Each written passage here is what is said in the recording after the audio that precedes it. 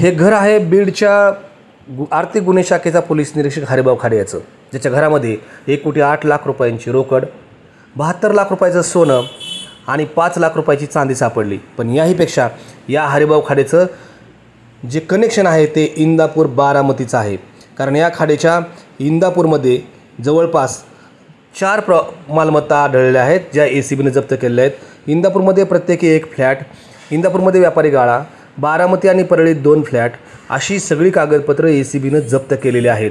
या हरिभाऊ खाडेचं कनेक्शन बारामती आणि इंदापूरशी असं आहे।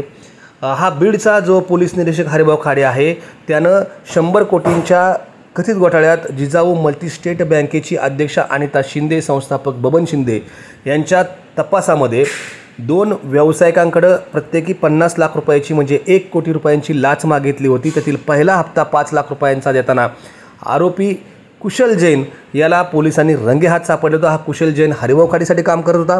हरिभाऊ खाडेनं 100 कोटी रुपयांच्या कथित आर्थिक घोटाळ्यात आरोपी म्हणून तुमचं नाव नोंदवू शकतो, गुन्हा दाखल करू शकतो अशी भीती घालत ही 1 कोटी रुपयांची लाच मागितली होती।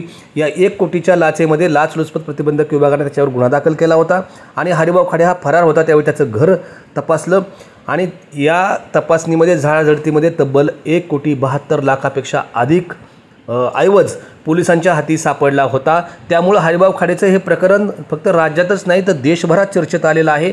लाच खावी तरी किती खावी, हा हरिभाऊ खाडे आता गुरुवारी पोलिसांना शरण आलेला आहे आणि या हरिभाऊ खाडेला अटक करण्यात आलेली आहे। 100 कोटींच्या जिजाऊ मल्टीस्टेट पतसंस्थेच्या कथित घोटाळ्यामध्ये हरिभाऊ खाडे हा तपासी अंमलदार होता आणि या तपासामध्ये त्यांनी आणि त्या सहाय्यक फौजदार रविभूषण जाधवर यानं या लाचखोरीत लाच मागितली होती। तब्बल 1 कोटींची लाच मागणारा हा पोलीस निरीक्षक कोण याची चर्चा आज संपूर्ण देशभरात झालेली आहे आणि हाच हरिभाऊ खाडे आता शरण आलेला आहे। परंतु त्याचं इंदापूर आणि बारामतीशी सुद्धा असलेलं कनेक्शन ACBनं उघड केलेलं आहे।